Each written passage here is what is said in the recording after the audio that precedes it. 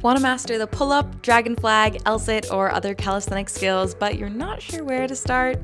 Well, it all begins with the basics. Before you're able to unlock more advanced calisthenics skills, you need to build strength, control, and body awareness from the ground up during your workouts. So in this video, I'm going to show you 5 essential calisthenics exercises that every beginner needs in their training. These moves are going to lay the foundation for real progress, helping you move better, get stronger, and build the confidence that you need to crush your calisthenics skills. The first exercise is your push-up variation, starting with kneeling push-ups and then eventually progressing to incline push-ups and normal push-ups. These push-up progressions build upper body and core strength needed to do more advanced calisthenics moves like the push-ups, bodyweight dips, and plunge skills. They help develop proper form and joint stability as well. Push-up variations target your chest muscles, shoulders, triceps, and core, including your abdominals and lower back. So, starting on your knees with your hands slightly wider than shoulder width apart on the floor, keep your body in a straight line from your head to your knees. Lower your chest towards the ground, elbows bending at about a 45-degree angle, and then push through your palms to return back to the starting position. Once you can perform 10 to 15 comfortable reps, you can progress to incline push-ups, where you elevate your hands on a bench or a box to perform the same movement. And as incline push-ups start to feel a bit more comfortable, you can move on to full push-ups as your strength improves. In your normal push-ups, be sure to brace your core and lower yourself until your chest is level with your elbows before pushing back up to the starting position. Moving on to exercise number 2, which is your classic bodyweight plank.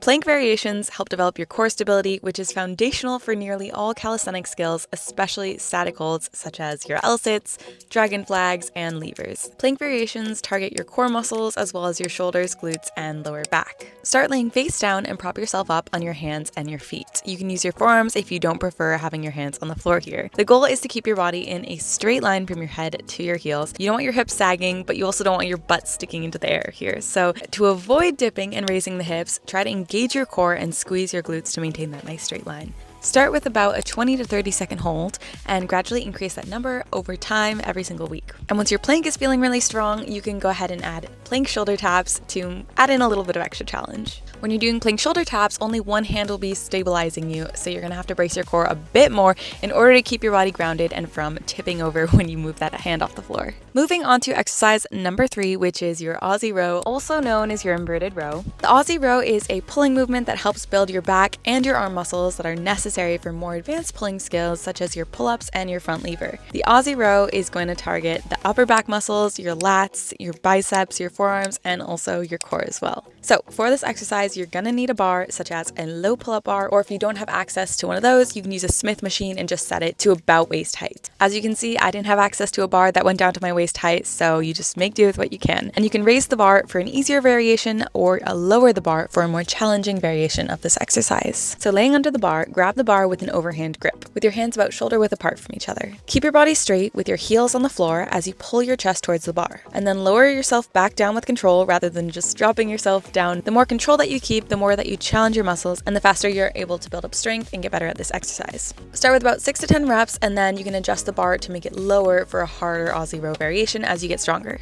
Exercise number 4 also requires the bar, and that's going to be your bar-assisted chin-up. The bar-assisted chin-up is a great progression to getting to your body weight or unassisted chin-up and pull-up through strengthening your biceps, lats, upper back, and your grip strength. For the bar-assisted chin-up, you're going to need a low bar that lets you keep your feet lightly on the floor here. Grab the bar with an underhand grip, hands about shoulder width apart once again, and pull yourself up until your chin is above the bar, keeping your elbows close to your body, and then lower yourself down slowly, counting to 2 Mississippis before you reach the bottom. Try to fully extend your arms at the bottom before repeating the exercise.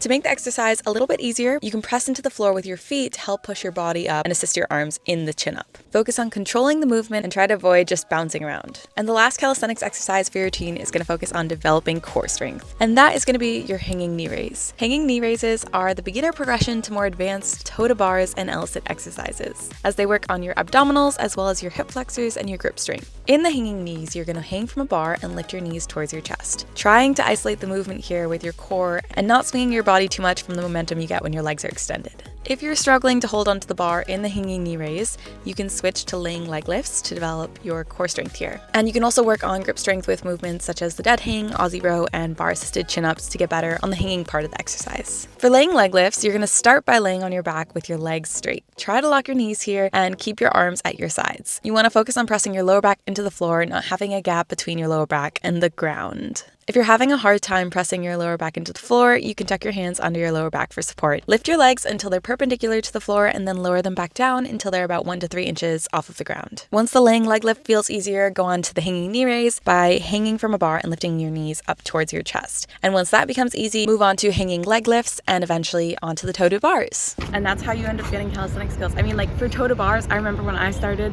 as a beginner, I was like, oh, I want to get my toe to bar, but I literally had no idea how someone could possibly get their feet from the ground up to the bar. I just did not get it. My brain did not compute.